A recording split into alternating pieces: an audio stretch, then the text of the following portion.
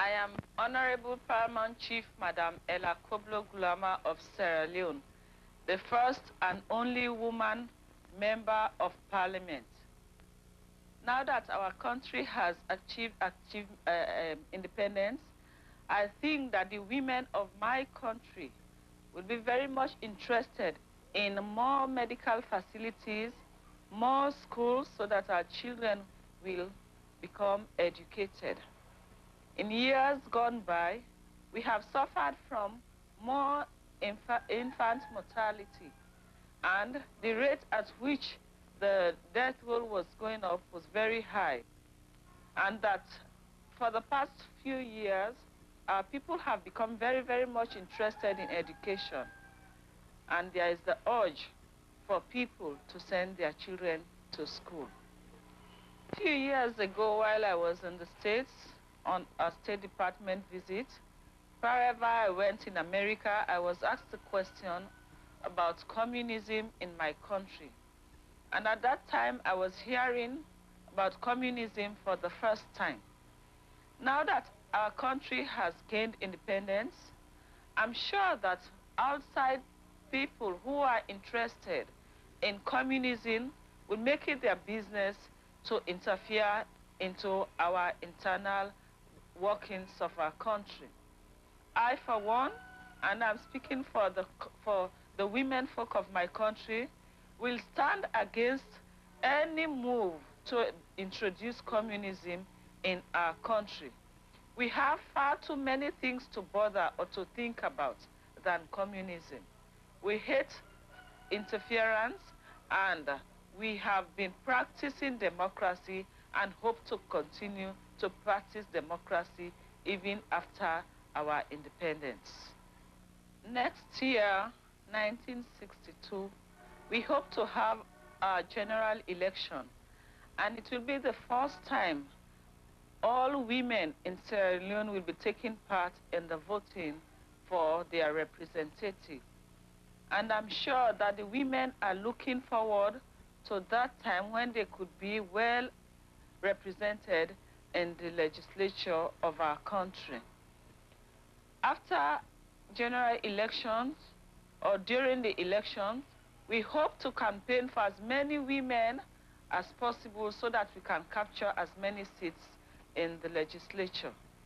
For the simple reason, there are many, many things we'd like to fight for health facilities, for education, as I have just mentioned, and for other things, the freedom of women, especially in Sierra Leone.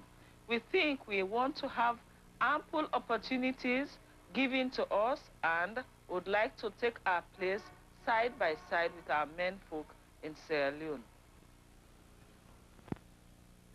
The leaders, many of the leaders in Nigeria and in Ghana have had their education in Freetown. So that Freetown's contribution has been a West African one and not a purely Sierra Leonean. But secondly, a country doesn't live by education alone. It's got to have a strong, viable economy.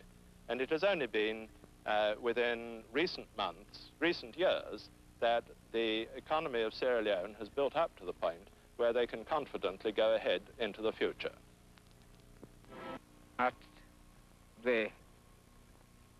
During the last election, I made the election broadcast for my party, SLPP. And my promise to the electorate was that if they followed my government, I would lead them to independence within the lifetime of this House. The life of the House will expire next year, about July, but I might spring a surprise and arrange for election earlier. All I would want to do is to turn to electorate. I've done the duty which I promised you. This is what now let us go now to the electorate, and you'll decide what form of government you want. Today we spoke to Dr. Ernest Eastman, a descendant of the emancipated slaves who had settled in Sierra Leone in 1787. We asked him about the early history of his country. The colony of Sierra Leone was founded by several waves of people of African origin. The first set were slaves in the cities of England who had been freed by the judgment of Lord Chief Justice Mansfield in 1772.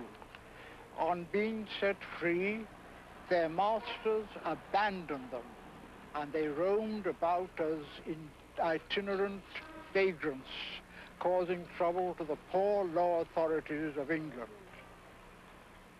Granville Sharp and his friends, who afterwards were responsible for the abolition of the slave trade, 1807, the abolition of slavery, 1833, formed a society for the relief of poor blacks and collected all these former slaves now destitute in London.